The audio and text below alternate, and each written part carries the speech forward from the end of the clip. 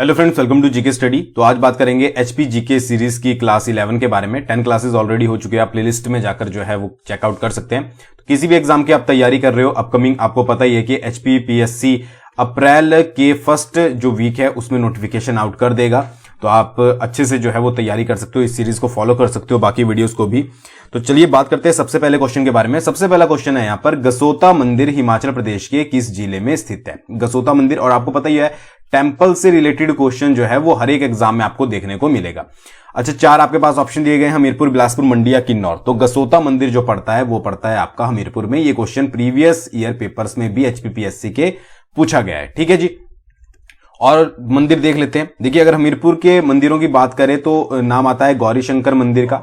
अब गौरी शंकर मंदिर जो था ये पड़ता है आपका सुजानपुर में, ठीक है। अगर आपसे प्लेस पूछ लिया जाए, वैसे नहीं पूछा जाएगा बट अगर पूछ लिया जाए तो सुजानपुर में पड़ता है।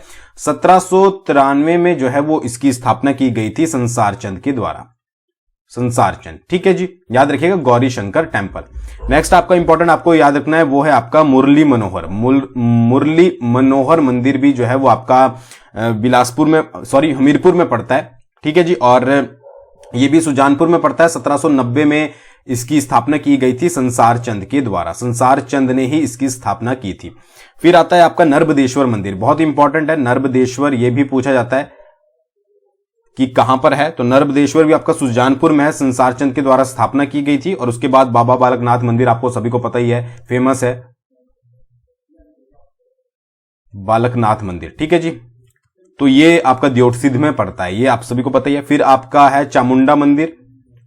चामुंडा मंदिर ये पड़ता है आपका मतलब हमीरपुर में ही पड़ता है, ठीक है। और 1761 में जो है वो इसकी घमंड चंद ने स्थापना की थी। तो ये सारे मंदिर हमीरपुर में पड़ते हैं। कहीं पर बिलासपुर बोल दिया हो तो देख लीजिएगा, हमीरपुर के सारे मंदिर हैं।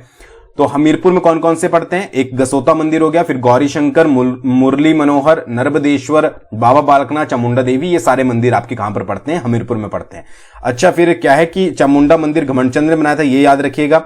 उसके अलावा संसार चंद के द्वारा कौन कौन से बनाए गए हैं, कब कब, ये मैंने आपको सारा जो है वो बता दिया है, ठीक है जी। आगे बढ़ने से पहले एचपी पंचायत सचिव की वैकेंसीज जो है वो आने वाली है, और कुछ कैंडिडेट बोल रहे हैं कि हो सकता है कि नहीं आए, कि पक्का जो है वो अभी पता नहीं है। तो उसके ऊपर भी मैं एक वीडियो आपके लिए लेकर आ रहा हूं, कुछ इंपॉर्टेंट अपडेट आपको दूंगा। तो पीडीएफ मास्टर कोर्स जो ज्वाइन करना चाहते हो जीके स्टडी ऐप पर जाकर जो है वो ज्वाइन कर सकते हो। वैसे 200 के लिए नहीं है, अब कुछ ही कूपन जो है वो बचे हैं। तो HPS 2023 कूपन कोड आप यूज कर सकते हो और अच्छा खासा डिस्काउंट ले सकते हो जीके स्टडी ऐप पर जाकर।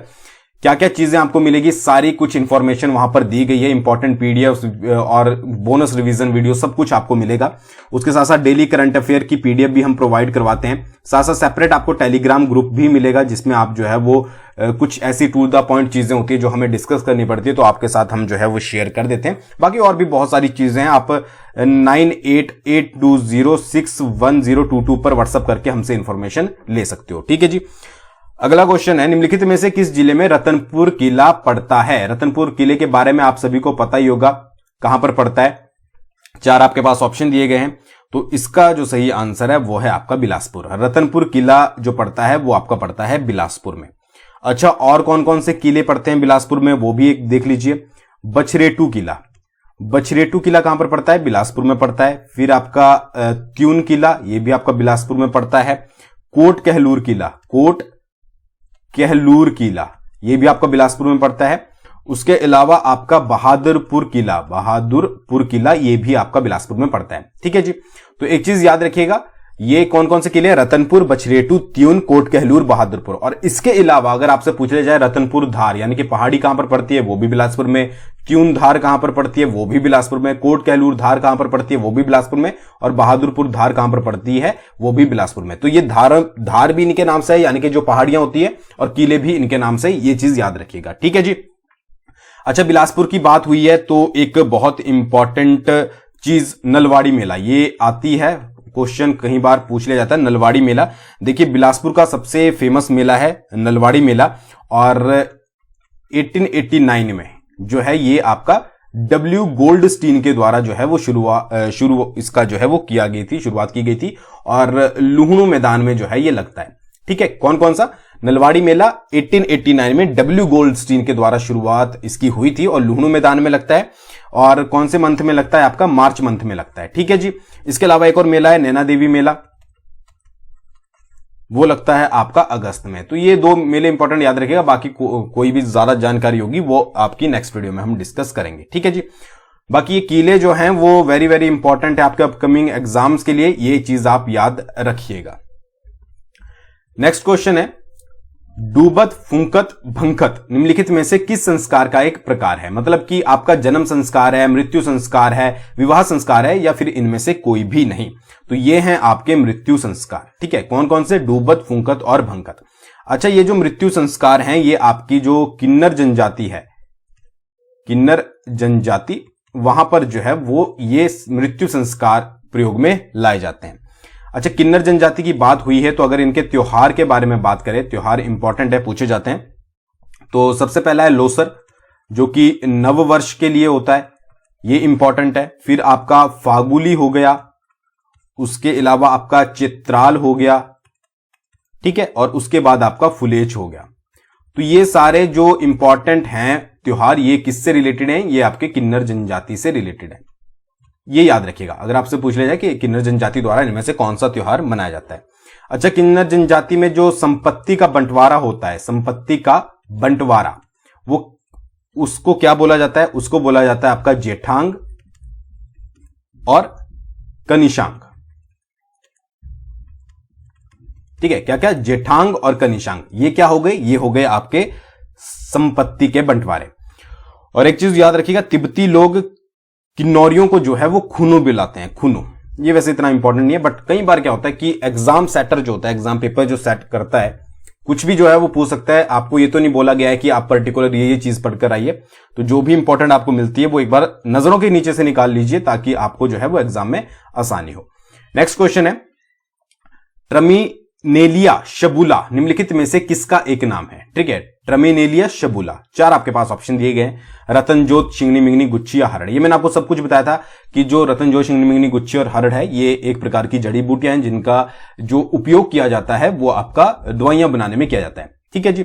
अच्छा, फिर यहां पर पूछा गया ट्रमीनेलिया शबूला इनमें से किसका नाम है? तो ट्रमीनेलिया शबूला है आपका हरड़ का नाम। हरड़ को जो है वो ट्रमीनेलिया शबूला बोला जाता है। गुच्छी का नाम भी कई बार पूछ लिया जाता है, तो गुच्छी का नाम जो है वो है आपका मार्शेला एस्कुलेंटा।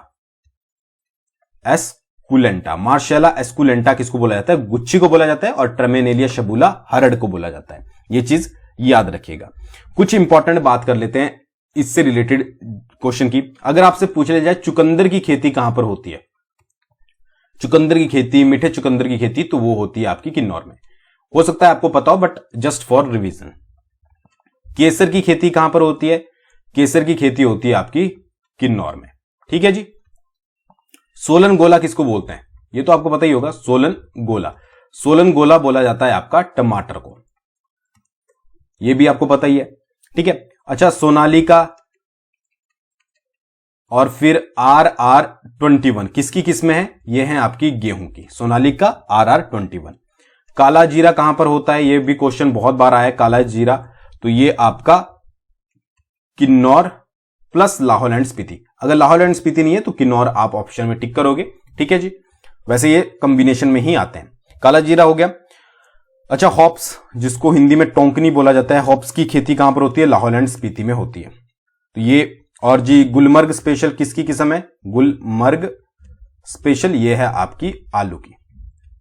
तो ये बेसिक सी जो है वो चीजें हैं जो कई बार एग्जाम में आ जाती है और कंफ्यूजन जो है वो क्रिएट कर देती है। तो ये चुकंदर, केसर, सोलन गोला, सोनालिका, RR, ये सारी चीजें आपको जो है वो पढ़नी है अच्छे से। बाकी टेलीग्राम पर PDF शेयर कर दी जाएगी। ऑफिशियल जीके स्टडी डिस्क्रिप्शन में भी लिंक है, वहां पर जाकर जो है वो आप ज्वाइन कर लीजिएगा। अच्छा, करंट अफेयर, अब HPPSC एग्जाम कंडक्ट करवा रहा है, करंट अफेयर जरूर पूछे जाएंगे। ठीक है जी। जैसे कि फॉर एग्जांपल आपका पद्म अवार्ड्स अभी आपको पता है इसी साल 2023 में दिए गए, तो एक क्वेश्चन जरूर बनेगा। तो ऐसे अगर आप टाइम नहीं दे पाते करंट अफेयर को, तो डिस्क्रिप्शन में लिंक है परीक्षा बूस्टर का, या फिर आप सर्च कर सकते हो। वहां पर जाकर आप 60 सेकंड में करंट अफेयर को रीड कर पाओगे। अभी पद्म जो अवार्ड्स है उनकी वीडियो डली है, एक बार जरूर चेकआउट कीजिएगा, डिस्क्रिप्शन में लिंक है, ताकि आपको जो है वो बेनिफिट मिल सके। नेक्स्ट है खाद और उर्वरक या खाद या उर्वरक यही बात है बनाने का कारखाना निम्नलिखित में से किस जिले में स्थित है? 4 आपके पास ऑप्शन है, तो इसका जो सही आंसर है वो है आपका सोलन। सोलन जिले में स्थित है। अगर आपसे स्थान पूछ लिया जाए, स्थान है आपका मझौली। ठीक है, स्थान याद रखिएगा, मझौली वैसे स्थान के नाम से ज्यादा आता है। कुछ और इंपॉर्टेंट पॉइंट्स देख लेते हैं। देखिए, अगर हिमाचल प्रदेश का आपसे पूछा जाए कि सबसे बड़ा मुर्गी पालन केंद्र, मुर्गी पालन जो केंद्र है सबसे बड़ा, वो कहां पर है? तो वह है आपका पिझेरा में। पिझेरा कहां पर पड़ता है? आपका सोलन में पड़ता है। उसके बाद जो आपका बंदूक उद्योग होते हैं, बंदूक उद्योग, वो कहां कहां पर है? तो बंदूक उद्योग आपके मंडी में है प्लस आपके नाहन में है। ठीक है जी, नाहन सिरमौर। उसके बाद अगर आपसे पूछ लिया जाए बिरोजा फैक्ट्री, बिरोजा फैक्ट्री पूछी जाती है, बिरोजा फैक्ट्री कहां कहां पर है? तो एक तो आपकी नाहन में है, नाहन कहां पर पड़ता है? आपका सिरमौर में। दूसरी है आपकी रघुनाथपुरा में, रघुनाथपुरा में। रघुनाथपुरा कहां पर पड़ता है? ये पड़ता है आपका बिलासपुर में। ठीक है जी, बिरोजा फैक्ट्री के बारे में बात हुई है। बंदूक उद्योग आपके मंडी और नाहन में। फल, जो आपके फल प्रसंस्करण उद्योग है, ठीक है, फल प्रसंस्करण उद्योग, वो है आपका परमाणु में। ठीक है जी, सोलन। उसके बाद देशी शराब संयंत्र जो है वो आपका मेहतपुर में है, ऊना में। ठीक है, ऊना का सबसे बड़ा इंडस्ट्रियल एरिया मेहतपुर, वहां पर है। तो ये कुछ इंपॉर्टेंट है जो कि जनरली पूछ लिए जाते हैं, ये भी चीजें आपको याद रखनी है।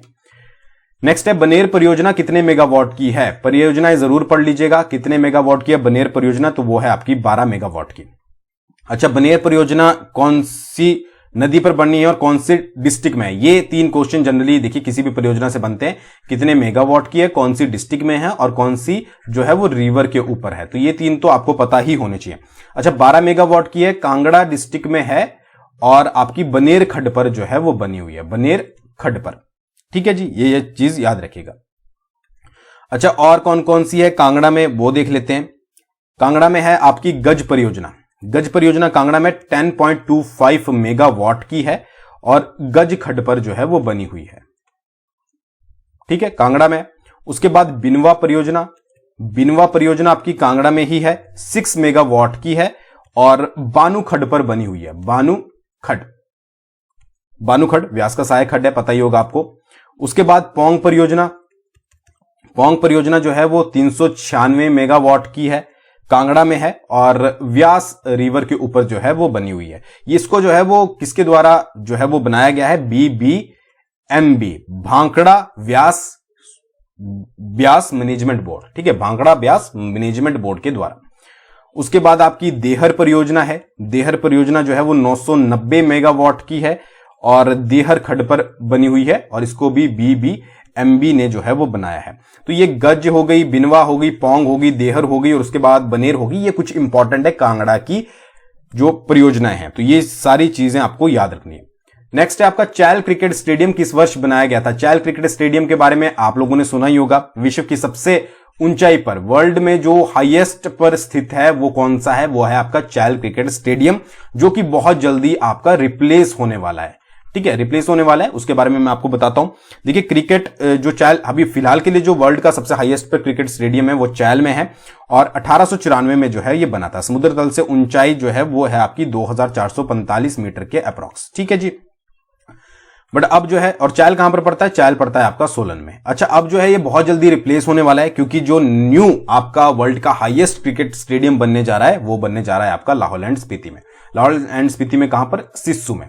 तो ये चीज याद रखिएगा अगर आपसे पूछ ले जाए। इसके ऊपर डिटेल वीडियो कभी बाद में बात करेंगे, बट मैंने आपको एक आइडिया दे दिया कि लाहौल स्पीति में जो है वो क्रिकेट का नया जो सबसे विश्व का सबसे हाईएस्ट पर होगा वो बनाया जाएगा। ठीक है जी। नेक्स्ट है आपका लालचंद प्रार्थी निम्नलिखित में से किस जिले से संबंधित है? अच्छा, लालचंद प्रार्थी ने एक बुक लिखी है जिसका नाम है कुलूत देश की कहानी। कुलूत देश की कहानी, ये इंपॉर्टेंट है, पूछी जाती है। कुलूत देश की कहानी किसने लिखी है? लालचंद प्रार्थी ने, और ये बिलोंग करते हैं आपके कुल्लू डिस्ट्रिक्ट से, याद रखिएगा। अच्छा, 1952, फिर उसके बाद 62 और उसके बाद 67 में ये जो थे वो विधानसभा सदस्य रहे। विधानसभा सदस्य कौन? लालचंद प्रार्थी जी। उसके बाद 1967 में ये जो है वो सहकारिता मंत्री रहे, सहकारिता मंत्री। और कुल्लू से ये जो हैं वो पहले थे जो कि हिमाचल प्रदेश मंत्रिमंडल में शामिल हुए थे। तो ये तो आपसे एग्जाम में पूछा नहीं जाएगा, बट फिर भी आपकी जानकारी के लिए मैंने बता दिया, एग्जाम में यही पूछा जाएगा कुल्लू देश की कहानी किसने लिखी है और वो कहां से बिलोंग करते हैं, वो करते बिलोंग आपके कुल्लू से। अच्छा, बिलासपुर का कौन सा शासक महात्मा गांधी का शिष्य था, ये मैं बहुत बार पढ़ा भी चुका हूं और एग्जाम में पूछा भी गया है। तो वो था आपका महान चंद नहीं यार, आनंद चंद। ठीक है जी, सेकंड आंसर इसका सही होगा। देखिए, ये जो था वो बिलासपुर का एक तो अंतिम शासक था, अंतिम शासक होने के साथ साथ ये जो था वो महात्मा गांधी का शिष्य भी था। अच्छा, ये एक चीज ये थी कि ये बिलासपुर का जो भारत में विलय था उसके पक्ष में नहीं था, ये चाहता था कि बिलासपुर अलग से जो है वो अलग से इसका अस्तित्व हो, अलग से इसको बनाया जाए, बट ऐसा हुआ नहीं। और उसके बाद आपका 9 अक्टूबर 1948 को जो है वो बिलासपुर को ग श्रेणी का राज्य बनाया गया, ग श्रेणी का राज्य बनाया गया। ठीक है जी, और उसके बाद आपको पता ही है बाद में इसको मिला लिया गया था। फिर ग श्रेणी का राज्य बना तो आनंद जो चंद था, आनंद चंद जो राजा था, उसको जो है वो पहला मुख्य आयुक्त बनाया गया था, यहां का बिलासपुर का पहला मुख्य आयुक्त। और उसके बाद फिर जो 1949 के आसपास जो है वो ये नाम लिखा है मैंने, श्री चंद छाबड़ा जो है वो आपके सेकंड मुख्य आयुक्त बने थे। तो ये भी याद रखिएगा दोनों इंपॉर्टेंट पॉइंट कि बिलासपुर का पहला मुख्य आयुक्त जो था वो आनंद चंद था और सेकंड थे श्री चंद छाबड़ा। ठीक है जी, नेक्स्ट है हिमाचल प्रदेश की कौन सी रियासत में चकली मुद्रा प्रसिद्ध थी।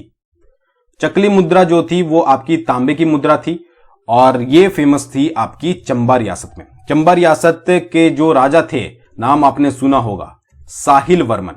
साहिल वर्मन के द्वारा जो है ये मुद्रा आपकी चलाई गई थी। अच्छा, साहिल वर्मन ने बहुत सारे इंपॉर्टेंट काम किए थे, वो भी एक बार बात कर लेते हैं। साहिल वर्मन ने सबसे पहले तो देखिए चकली तांबे की मुद्रा जो है वो चलाई थी। उसके बाद चंबा शहर की स्थापना, चंबा शहर की स्थापना जो की गई थी वो किसके द्वारा की गई थी, साहिल वर्मन के द्वारा 920 में।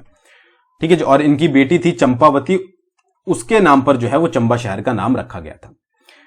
फिर दूसरी क्या करी इसने, राजधानी पहले ब्रह्मपुर थी, ठीक है, ब्रह्मपुर होती थी राजधानी, उसको ट्रांसफर करा कहां पर, चंबा में। भाई चंबा शहर बनाया है तो उसको राजधानी का दर्जा दे दिया गया।